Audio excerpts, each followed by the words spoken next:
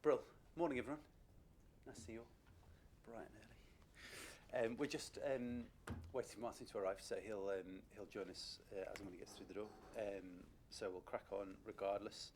I have a welcome, and apologies to offer. I believe Kate Joseph's not joined, so we're here joined by Kate Martin. Any other apologies? We've got apologies from Councillor Reid and Sarah Norman as well. Thank you very much. Okay. So, begin by welcoming everyone here. We are at the start of what is a very busy few months for the Combined Authority. At the end of January, the Home Office consultation on the transfer of the Police and Crime Commissioner functions to the Mayor of South Yorkshire ended. That follows from conversations we've been having that you all know about, including at this board since 2023. And last week, I was pleased to see the Home Secretary wrote to me to advise that he was satisfied that transferring PCC functions to the Office of the Mayor will provide a wider set of levers with which to prevent crime and improve local accountability. So as a result of that, the transfer order has now been laid in Parliament and will be subject to debate in the House of Commons and the House of Lords before a final decision is made by March of this year, all being well. That transfer order sets out that all PCC functions should transfer to the Mayor of South Yorkshire, and the separate role of Police and Crime Commissioner for South Yorkshire is going to be abolished in May of this year when the current term comes to an end. That would also mean that the mayoral election would take place on the 2nd of May 2024. So I will obviously be cutting my term in half, and the successful elected candidate will become Mayor of South Yorkshire with Police and Crime Commissioner powers and will serve a 4-year term to 2028. No, you all know this, but just for the benefit of those people watching online, I support that integration of PCC and mayoral functions as I've done from the beginning. It was in my manifesto. I was grateful for your support as local authority partners for that transfer as well. And I'm clear on the opportunities integration can bring on things like mental health support, road safety, safety on our transport network, and in early intervention and prevention. Yesterday, our notification of key decisions for the MCA board set out our intention to consider the bus franchising assessment process next month, and in March we'll also see the transfer of the Supertram to the control of the MCA following our decision last year to bid for the funding and to renew our existing network. But today's focus is clearly going to be on our region's airport, so we'll be discussing that in detail in item 13, and I don't want to preempt that decision, but just want to say thank you from the outset to all of you for engaging in that over a number of months, led by Doncaster Council, since the decision to close the airport by appeal. A number of other things that we're going to be discussing clearly on the agenda that are incredibly important for the future of South Yorkshire, not least the future of devolution in South Yorkshire, and how we make progress there, and I'm looking forward to that conversation. So thank you very much everybody for joining us. I will move on to item number 3, which is urgent items. Any urgent items to be aware of? None. Item 4, items to be considered in the absence of public and press. There are, I believe, no restricted items on the agenda. We have restricted appendices to items 12, 13 and 15, but the substantive items remain open. Item number 5, declarations of interest by individual members in relation to items of business on the agenda. And I've got to ask you this question. You've all already indicated the standing interest that you have. Any other declarations of interest by members? No? No? Brilliant. Thank you. Item number 6, reports from and questions by members. None received in advance of the meeting. Item number 7, receipt of petitions. There have been none received in advance of the meeting, which brings you on to item number 8, which is public questions. And we are joined by an old friend, I hope, Nigel Slack, who I believe is in attendance at the meeting today to present his question. Thank you, Mayor. Good morning, everybody. Long time no see, some of you. My question. Excuse me. The Combined Authority lost the services of Kate Brindley as their Arts, Culture and Heritage Project Director some time ago. This leaves these sectors of the South Yorkshire economy, worth 200 million and employing nearly 6,500 people, without a worthy champion. The Mayoral Combined Authority has invested a small amount, £1 million, in arts and culture, but despite the establishment of the South Yorkshire Local Visitor Economy Partnership, Most of the regional investment is, as is often the case, supporting infrastructure organisations rather than the grassroots, those that keep our heritage assets in particular from unsuitable overdevelopment of new property at the expense of heritage assets. South Yorkshire heritage organisations and volunteers are passionate about saving their heritage and seeing it brought back to life through sustainable and appropriate renewal and reinvestment that preserves the best of what we have for future generations. After all, once a heritage asset is lost, it is lost forever. I know there are steps within planning departments to mitigate some of the most egregious developers, but more needs to be done. One light in the tunnel is the local list system, administered by South Yorkshire Archaeological Service. However, they are doomed to exist from year to year, with funding both too little and too short-sighted. I do commend the 4 councils for their continued support of this project, but I'm asking for more to be done. Heritage organisations can submit heritage assets for listing, but without prompt attention, the asset may be lost before listing can be achieved. Sheffield has, notably, just lost a significant heritage asset in Castlegate, literally around the corner from this office, as a result of both poor maintenance and poor communication within the council. We cannot, as a region, continue to lose our heritage at this pace without negative impact on the local economies and local well-being, where we should be promoting a positive economic impact and improving visitor footfall as a region attractive to visitors of all manner and all ages. I'm therefore asking, will the South Yorkshire Mayoral Combined Authority work with the local councils to bring forward a funding plan for the local list project that will help deal with the backlog of cases awaiting attention and provide a sustainable package for the foreseeable future? Thank you. Thank you, Nigel. Thanks for the question. You started off by saying that we've lost a champion for culture and heritage in South Yorkshire, and Kate Brindley did some brilliant work. I know that she's now working with Sheffield Council, so we haven't lost her to the region. I would also say that we do still have champions for culture and heritage in this organisation, not least the mayor of this organisation, because I'm deeply committed to culture and heritage, and we've now kind of changed the way in which the Mayoral Combined Authority works, and Tom, the leader of Sheffield, has taken on responsibility for our culture and heritage strategy, and again, I know is deeply committed to that work. I am proud of the work that's taking place right across South Yorkshire, from the Dainham Gallery to Elsecar to Wentworth Woodhouse, Weston Park, Grim & Co, Experience Barnsley, the list goes on. I know there are a number of significant assets that you've already mentioned there. And the Combined Authority, working closely in partnership with our local authority partners, is engaged in a number of ways and forms in many of those cases, whether it's just championing but also funding or providing policy support. We do a load of that work. Some of that is very visible, as you know, some of that is less visible behind the scenes, but we are absolutely here to support and champion culture, arts and heritage. I've met with a number of the country's significant arts and culture and heritage organisations to press the case for greater funding for South Yorkshire. We do not get enough money from organisations like the Arts Council. I've made that very clear to Darren Henley, and made that very clear early on in my term as mayor. I know that Tom has had similar conversations with the Arts Council, other funding organisations as well, and I'm sure other local authority partners will have pressed their case, some more successfully than others in that, and I think it's really important that we continue to make that case to those national funding organisations. The main route through which we support heritage is through the place plans set out by each borough, and helping bring forward regeneration programmes. For instance, in the Castlegate area, which you mentioned, we have proudly supported the Greater Green scheme, which wouldn't have happened without MCA support. We've also invested £1 million into the Children's Capital of Culture and support 2 heritage action zones in South Yorkshire. So if you don't mind me saying, I do think we are doing a bit more than maybe is immediately apparent. At the same time, we're investing in capacity for our 4 local authorities through our feasibility fund, which has helped bring forward scheme developments such as at Wentworth Woodhouse, which is another brilliant scheme in the region, and very brilliantly led by Julie. Last week, we also reviewed and renewed our governance model. So, as I mentioned, last year, we also reviewed and renewed our governance model with Tom taking on the creative culture and digital portfolio, which reaffirms that not just the commitment to heritage and culture in the Combined Authority, but the way in which we work in partnership.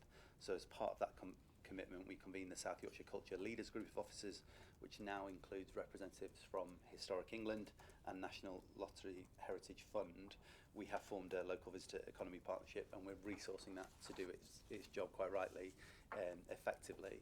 And our destination management plan sets out the strategic importance of heritage to South Yorkshire's visitors economy, and I think we would both agree that it is fundamentally important that we get that right, because it is a huge part of how we protect heritage going forward. On that local listing system in particular, central government has funded a 1-year pilot to develop a local listing system in South Yorkshire, so we're going to monitor that pilot closely here. And the progress that we're making. The system will identify significant local heritage assets, flag their importance within the planning system, and allow additional protections from demolition to be invoked if and where necessary, and we are absolutely clear on that.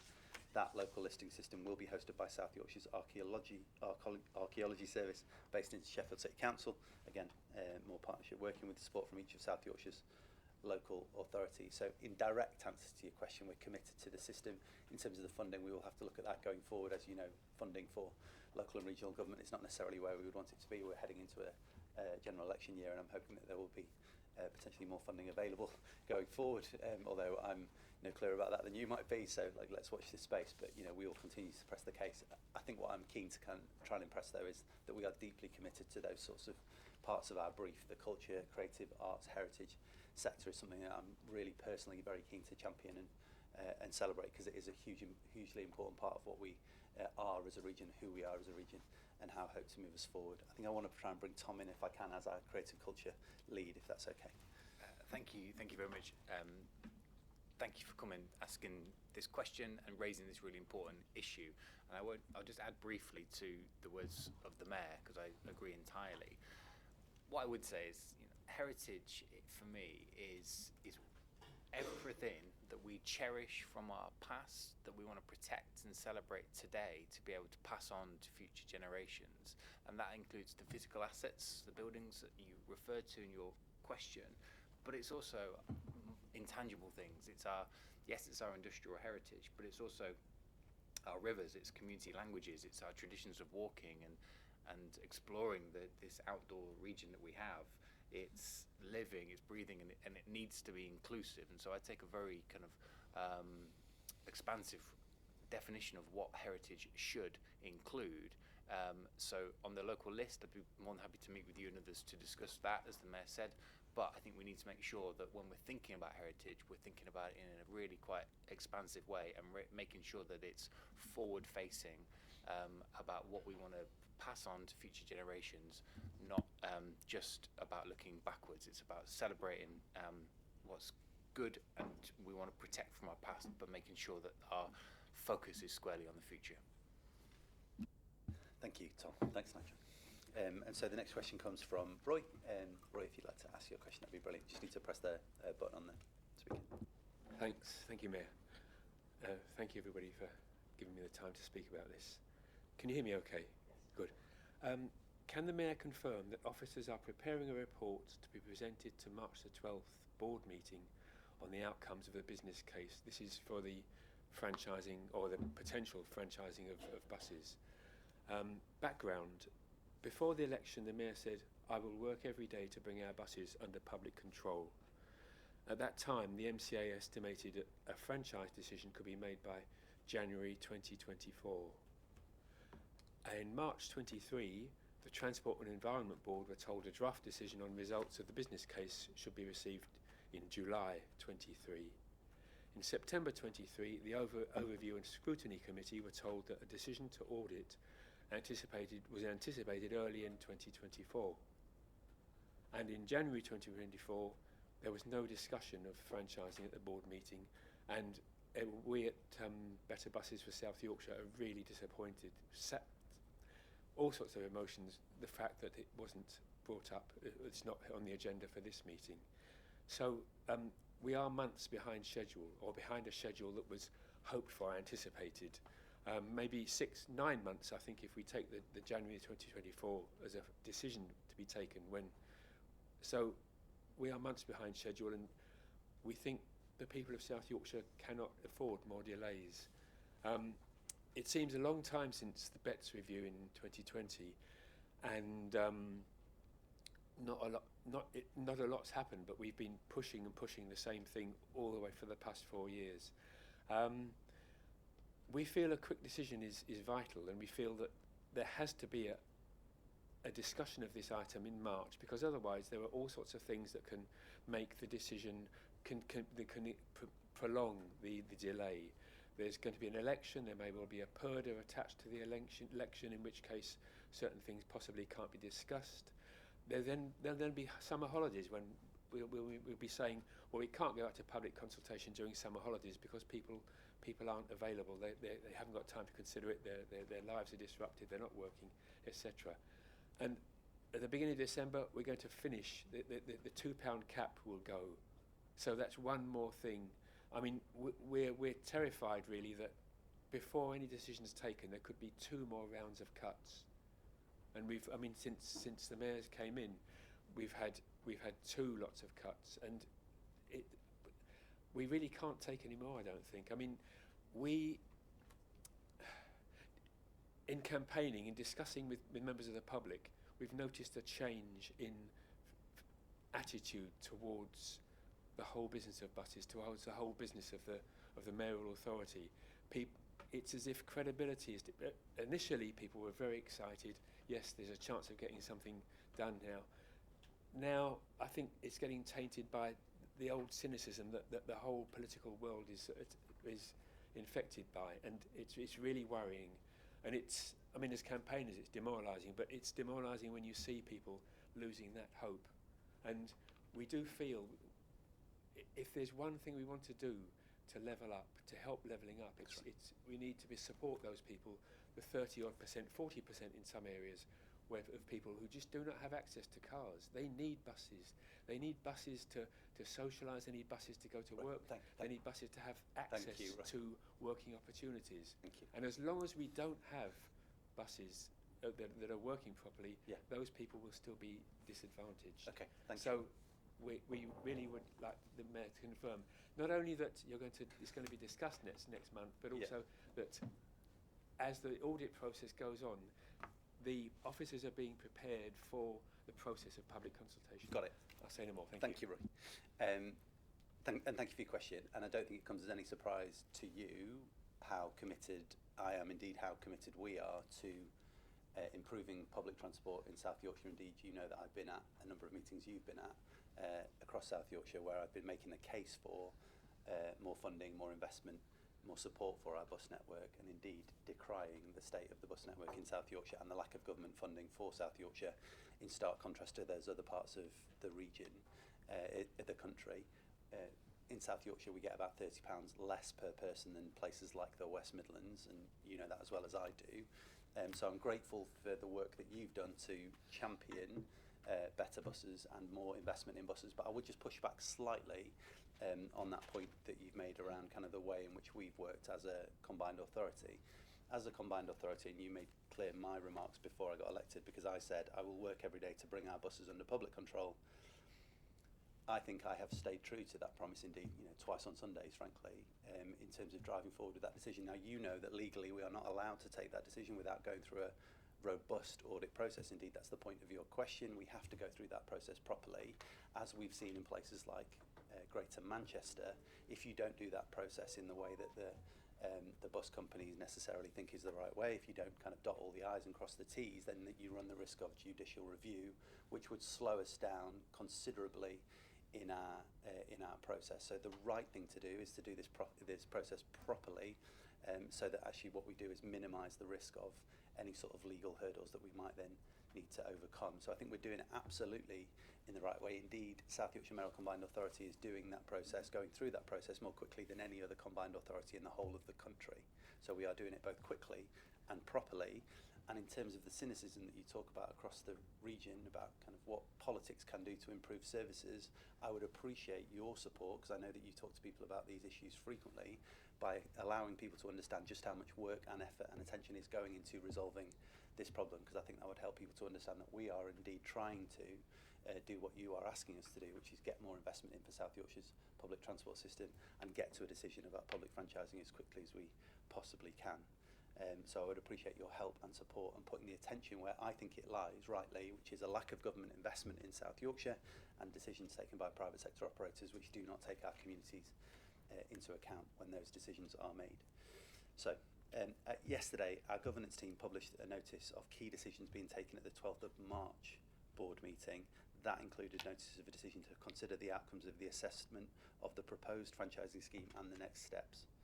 So I think that gives you an indication about next month's meeting. I would just also say that, frankly, we are, as I said, doing this as quickly as we possibly can. And all those dates that you've mentioned previously were never set in stone because they could not be, and we are doing this in the right way, not the quickest way. And so sometimes dates will slip, of course they will, but we are committed, as I said, to doing this as quickly as we possibly can, and indeed fixing South Yorkshire's buses. And I'm shared in that, I'm sure, by everybody who's around the table. So thank you very much. Thanks, Roy. So on to minutes of the meeting held on the 9th of January 24. Are the members content that the minutes are an accurate record of that meeting? Yes, perfect. Thank you very much. In which case we move on to item 10, which will be introduced by Martin. The paper updates board members on the process the MCA is progressing through to secure broader and deeper devolution following the trailblazers of Greater Manchester and West Midlands, to allow us to work in partnership with the government to kind of bring those further powers into South Yorkshire across Barnsley, Rotherham, Doncaster and Sheffield, engaging with Secretary of State for levelling up and other parts of government in order to move forward in that process, particularly to secure a new level 4 framework. So Martin, could I ask you to introduce the paper, please? Thank you, Mayor. Colleagues, members of the public, this paper represents both our approach and representation to government and an invitation by the Secretary of State to submit our proposals for what is described as level 4 devolution. As Oliver's described, it follows on from Greater Manchester and West Mids. However, is a departure from the previous approach to bespoke deals with individual regions, and in fact now sets out an approach which is more standardised. The MCA board has written to the Secretary of State. We are now engaged in discussions with the relevant departments, DLUC as the principal department. And the paper also sets out clarifications that the Mayor and the leaders are seeking from the Secretary of State associated with some of those powers and sources of funding. The process of engagement and the timeline is set out within the paper, and we expect to hear back from the DLUC Secretary of State ahead of PERDA on progress to date. Thank you, Mayor. Thank you. Can I take comments or questions about the devolution paper, please? Tom, thank you. Just to say, I think you've got support from across the region on this, and it's right that we move forward to the next stage of this, and I hope that we do get a response back before the pre-election period. Perfect, thank you. I mean, I think I'm shared in this by people around the table, but that recognition that this devolution process is just that, it's a process. It's not a moment in time. There is no specific moment when we say, okay, we've done devolution, now let's move on. So, I'm grateful to the government for them engaging with us in this conversation about that level 4 framework. Unsurprisingly, perhaps, I think I'm probably more ambitious than the government in terms of what we want for South Yorkshire, how we might want to work in South Yorkshire, the power, the money, the control that we would want to be vested here in our region. But the level 4 offer is a step forward. Absolutely, and it builds on the work that we've been doing in order to strengthen our governance, to make sure that we're delivering when we are given money, powers and control by government. And I think that the kind of increased maturity of that relationship between South Yorkshire Mayoral Combined Authority and the government is a testament to that. I am disappointed the government haven't put single pot settlement on the table. I think we should get the same opportunities as West Midlands and Greater Manchester.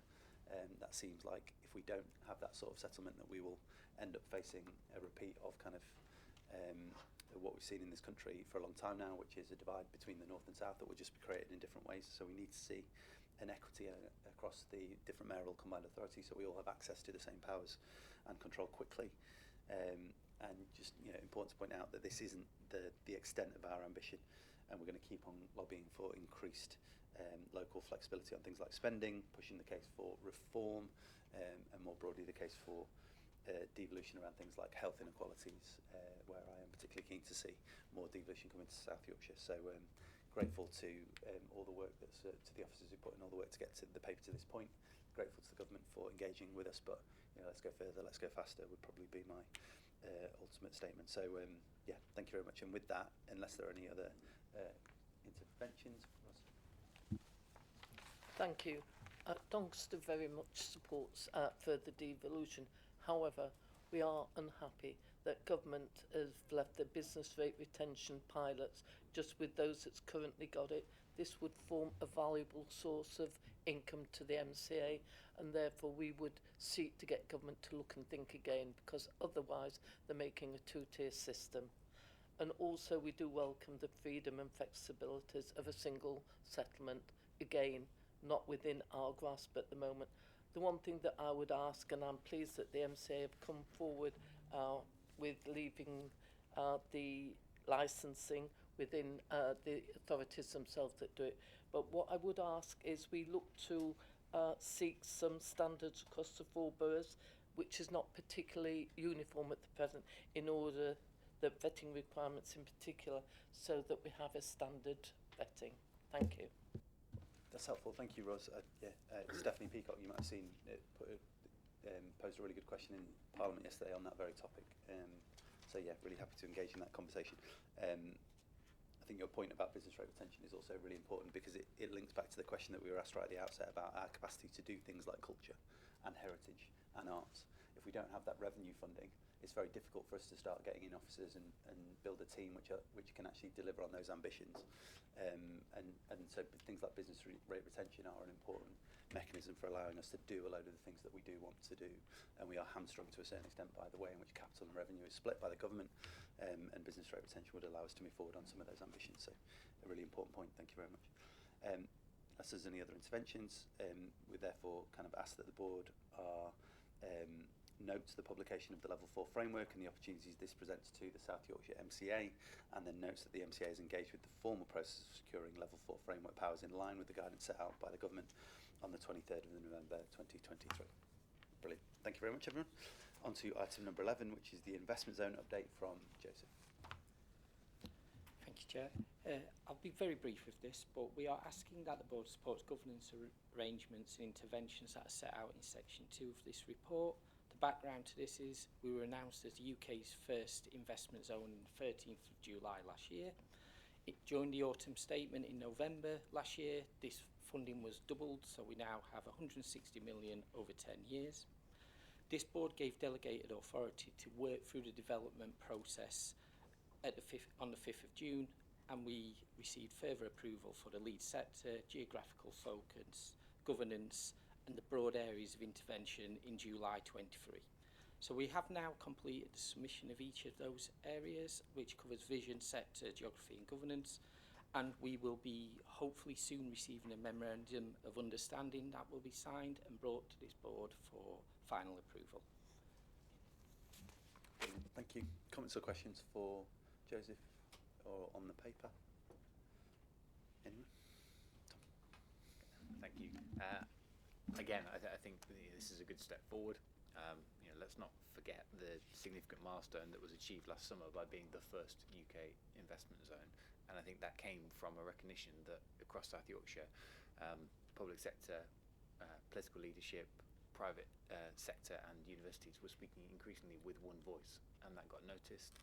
And it's because of the patient, diligent, careful work that officers and politicians have been doing to make sure that we are all on the same page here. And there's a level of ambition now that is reflected in the proposals that I think we can all comfortably stand behind, and we'll do our best at the MCA level and within our authorities to make sure that the investment zone is the significant kind of game changer that we need it to be in terms of inward investment, start-up, scale-up, relocating, and making sure that we're upping productivity in this region.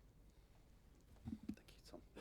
I'm being all too positive about the government in an election year, but it is worth saying I'm grateful to the government for recognising South Yorkshire as the first investment zone in the country. Although we were clear from the outset when it was the initial proposal set out by Liz Truss and her government that we didn't want and would not engage in a low tax, low regulation model of growth in South Yorkshire. I think it's important to point out this is a different thing entirely.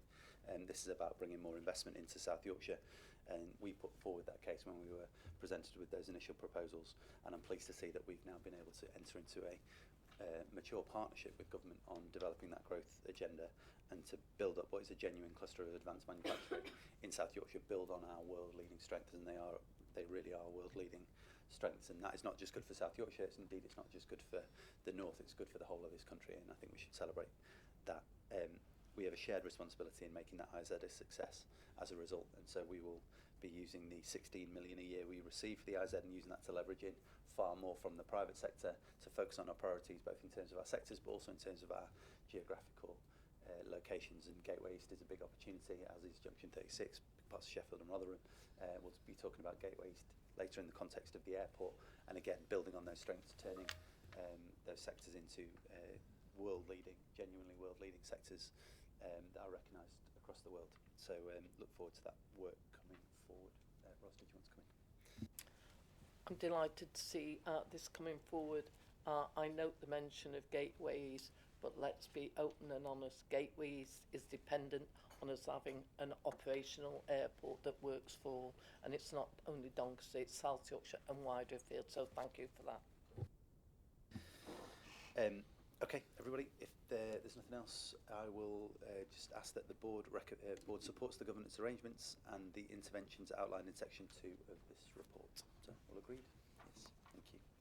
All right, on to item number 12, please, which is the adult education budget and skills programme approvals. This is a report that seeks approval from the board to a new simplified approach to procuring provision from independent training providers as part of the adult skills budget. It's also seeking approval to the end of this year allocations position for academic year 2022-2023. Steve, did you want to come in at all? Not much to add from what you've just said, I think, but just to say this gives out a 3-year skills framework to procure services from the independent sector. It also simplifies that system from 4 lots to 2, which should help in getting more value for money out of what we're trying to achieve with them. Secondly, it's the end of year AEB allocations for each of the grant-based providers, and you can see that in the chart within the report. It's also the free courses for jobs budget as well, and it also asks for approval of the new DFE skills rates. So if members can approve those, we'll be very grateful. Brilliant, thank you. Fliss, would you like to come in and explain any more about the paper? Yeah, thank you, Mayor and members of the board. So Steve has just done a great introduction actually to some of those recommendations, so I won't repeat those. But I think all of the recommendations in the paper are seeking new ways of making sure that we're delivering and perform better with our budgets. Looking at multiply, making sure we've got in-year methods to be able to make sure that we spend on our budget. Looking at new funding rates set by DFE as well, so therefore we'll be taking those forward in the next year. And really most importantly, I think, is the procurement approach, making sure that we will be able to deliver in a much more simplified system. And then finally, also to note as well, we've secured additional skills funding into the region, both for careers at primary, so going right to our youngest people, but also the skills boot camps, where we secured an additional 2.3 million as well, which is good news for the region. Thank you. Makes me feel a bit better that you get them muddled up as well. I'm glad for that. Any comments or questions for Steve Fliss about the skills paper? No?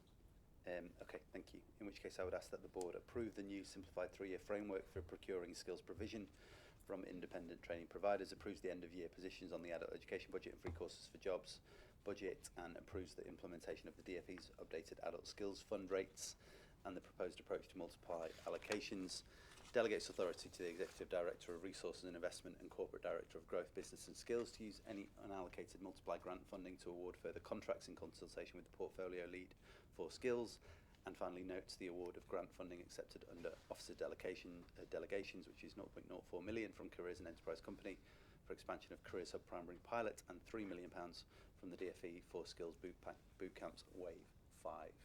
Please don't make me repeat that. Are you all okay with it? Yes, brilliant. Thank you very much. Okay, in which case we move on to agenda item number 13, which I had suggested shouldn't be agenda item number 13, but we will proceed without superstition, which is about South Yorkshire Airport City, which is the outlined business case. The report recommends that the board approves the progression of the full Project 2 business case, but I will let Ros Jones introduce the paper. Thank you, Mayor. Over the last few months, considerable progress has been made by my officers as they've negotiated in good faith on our plan to save and reopen our airport. Lease preparations continue to progress positively with the airport landowners, where I am extremely hopeful that we will be able to agree a deal, but we are not over the line yet.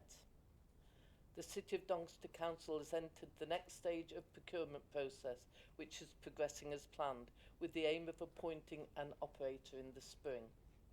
A number of condition surveys of the site have been completed, and I'm pleased to say that the site is in very good condition, considering it has been closed for over a year.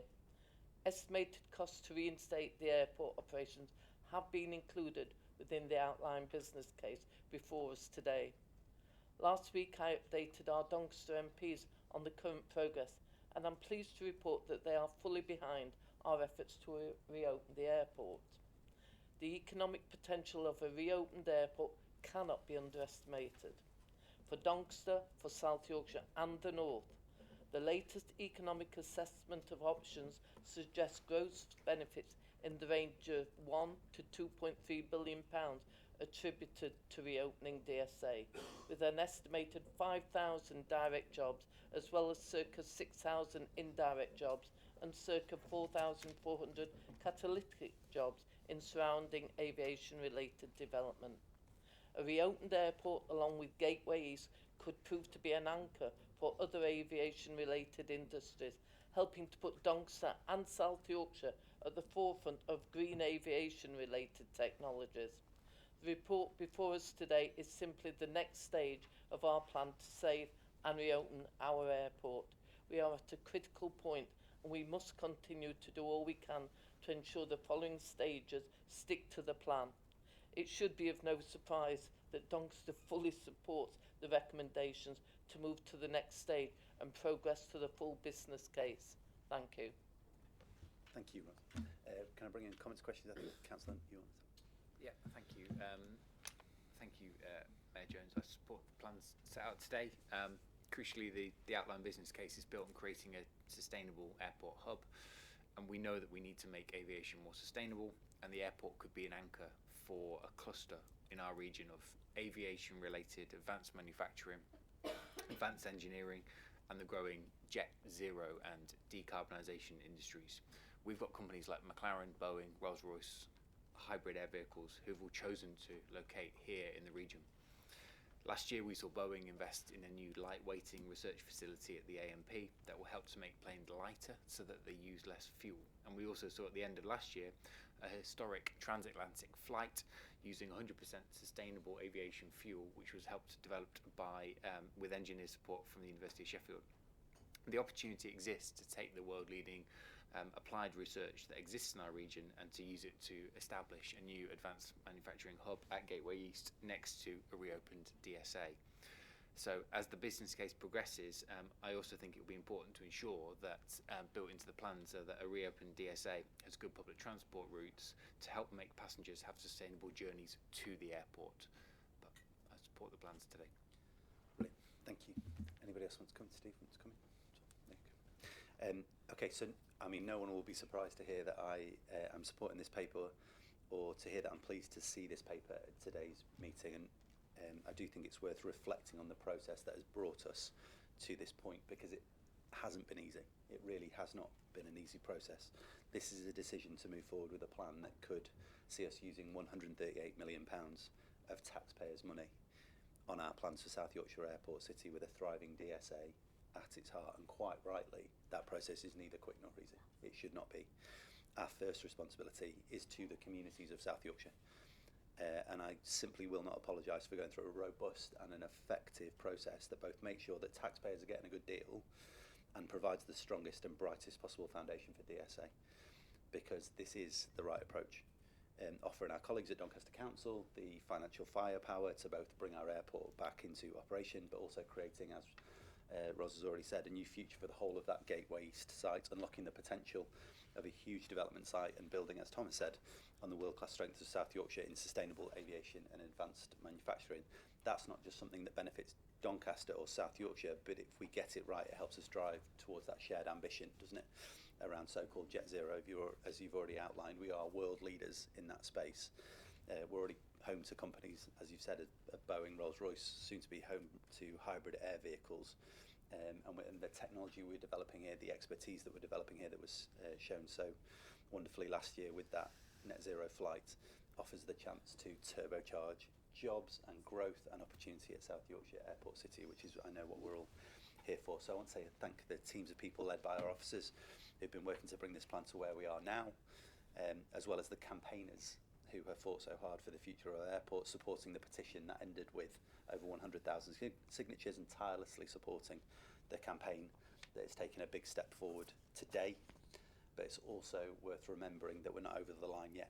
This paper sets out the next steps in giving Doncaster Council the money to sign a lease agreement with Peel and the commercial operator, who we hope will run operations at DSA, but there is still a long way to go. But we are doing everything we can here to make this deal work and bring back flight operations at DSA. Of course, we would welcome support from government, as we would have done from day one, but with or without their help, we will continue to use the powers, the money and the tools at our disposal to get DSA flying again. So with that, unless there are any other interventions or questions on the paper, I would ask please then that the board approve the progress of the South Yorkshire Airport City project to full business case, and secondly, agree to an update report being brought to the MCA board in March 2024 next month. We all agreed? All agreed. Thank you very much. Okay, on to agenda item number 14, please, which is programme approvals from Gareth. Thank you, Mayor. This is the regular programme approvals report that this board receives. At this session, we're seeking approval to progress to contract award for the award of a commercial loan to the Swales Limited for a podcast festival to be held in South Yorkshire. We're also seeking approval to progress to full grant approval for a number of schemes through our Transport Innovation Fund. That includes a Barnsley taxi scheme to support nighttime economy and demand-responsive transport schemes within Norton and Asken in Doncaster, Dinnington and South Rotherham, and Stocksbridge in Sheffield. I'm happy to commend those schemes to the board. Brilliant, thank you. As ever, when we do these bits of the agenda, I'm always conscious that we're signing off some brilliant things, and no less this month. The Swales Podcast Festival offers the opportunity potentially to put us at the forefront of what is a burgeoning industry. The Transport Innovation Fund, which is something that we've created here in South Yorkshire specifically and uniquely, is again something that's going to, I hope, offer real innovation and support for transport improvements right across South Yorkshire, and is a brilliant example of what innovation can look like. So we have these on as sort of a fairly kind of grouped together set of programme approvals, but they're worth sort of pulling out and celebrating, because they are brilliant pieces of work. So thank you to all the officers and teams that have been working on those to get us to this point. Does anybody else want to contribute to this agenda item? No? Okay, brilliant, thank you. In which case, I would simply ask that we approve those items. And is everybody agreed? Oh no, sorry, here we go. Recommend that the board approves progression of Swales Podcast Festival from FBC to full approval, and award £0.3 million convertible loan to Swales Limited, subject to the conditions set out in Assurance Summary B. Number 2, delegate authorities to the head of paid service in consultation with the Mayor, me, in his position as the portfolio lead for transport, for consideration of the Transport Innovation Fund pilot schemes as detailed in 1.5. And 3, delegate authority to the head of paid service in consultation with Section 73 and monitoring officer to enter into legal agreements for the schemes above. Is everybody agreed? Yes, agreed. Brilliant. Thank you very much. Okay, on to item number 15, please, which is the delegated authority report from Martin. Thank you, Mayor. Very simply, and leaders, this is the report that is presented to every MCA board which tracks the delegated decisions made, and it runs from December 23 through to January 24. Thank you. Unless anyone's got any contributions or questions, just ask that the board note the decisions and delegations made. Thank you very much. Unless there are any other items of business, that is the end of the meeting. Thank you, everybody.